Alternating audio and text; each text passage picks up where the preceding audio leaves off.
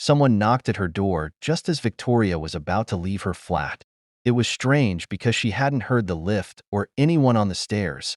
She quickly tried to put on her other shoe and nearly fell over. There were many unopened letters, probably asking for money, on the floor.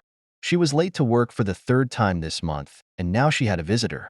Great, she thought. She opened the door and tried to smile in a way that would say, "I'd love to talk, but sorry I can't." "And how are you today, Victoria?" the man at her door asked. "Good, I hope.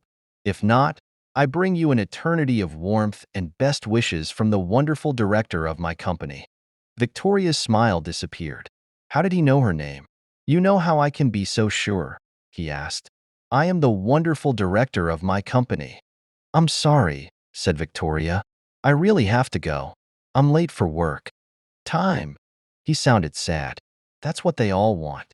Time or happiness, which one would you like more of?" "Listen, really," said Victoria. "I'm not interested, sorry." "We've got a special offer on," he replied. 25 years of extra life in exchange for eternity. Or, he smiled, double your happiness for the same price. "Price?" she repeated, confused.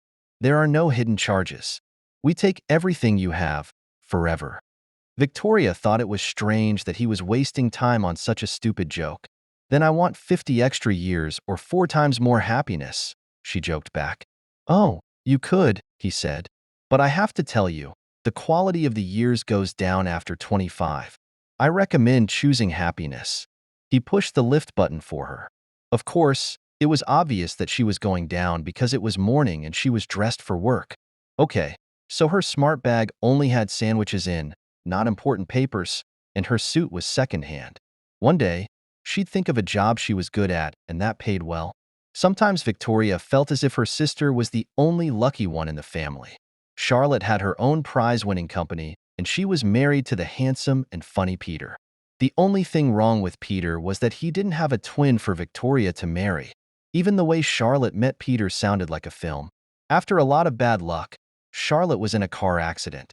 At first, the doctors said she would never walk again, but then, a new doctor, Peter, started work at the hospital. With Peter's help, Charlotte was walking again in just a few weeks. Even he joked that no one had known he was such a good doctor before he met Charlotte. He asked her to marry him 2 months later. Half a year after the accident, Charlotte started her company, and now they lived in the most expensive part of London. Victoria was happy for her sister, of course, and she loved visiting their house and seeing their beautiful children, Gabriella and Angela. But sometimes it made her feel bad that she didn't have any good luck for herself. Remembering Charlotte's accident made her think, it was impossible to know what might happen in the future. But what if I get killed by a bus tomorrow? Then your perfect life will only last one day. Time or happiness, I can only offer one. I can't do miracles. Another company does those. "Well, maybe you should change jobs," she said and pressed the lift button herself.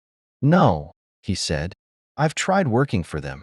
Their sales team makes a very different offer. Have a hard life now, then be happy for eternity. Some customers like the idea, but honestly, it's much harder to sell it." The lift wasn't even moving, so she turned towards the stairs. She was going to be so late to work. But as she started down the stairs, she suddenly remembered something. "Oh no," she said. Gabriella and Angela. Her little niece's birthday presents were still sitting on the kitchen table. There wasn't time to go back and get them now. "It's time you want, isn't it, Victoria?" "I always know," he called after her. "I don't believe these stupid things you're saying, and I don't have time to talk to you." She stopped talking because she realized she was admitting that she needed more time. Then she screamed as he slid down the banister and suddenly appeared in front of her, floating in the air with his arms and legs crossed. "Aha," he said. "You want happiness instead." Victoria moved backwards and put her hand against the wall so she wouldn't fall. Now she knew who the strange man was. "I'm happy enough, thanks," she said, starting to run down the stairs. "Are you happy, Victoria?" he asked as he continued to slide down the banister with her. "Of course, your job is not bad. You don't mind that the pay is low and your boss hates you because you're always late. I'm sure you'll find the money to pay your rent, just like you usually do." "You can't know that," she shouted. "Anyway, Money doesn't buy happiness. True, Victoria, true. It's love that makes the world go round. Exactly, she said. 5 more floors to go. I'm sure one day you'll meet someone. He said, I don't need a man to be happy, so if that's all you're offering. You're so clever, Victoria, he continued. So few people understand that happiness comes from inside us, not from things we can buy or from other people.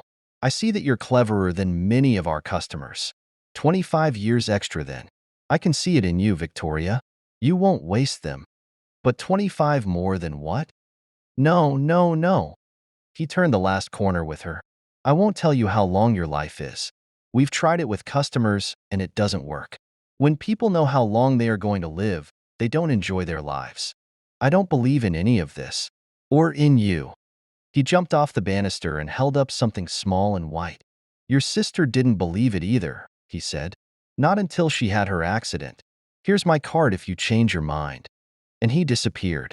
Victoria was alone on the stairs, her mouth open in shock.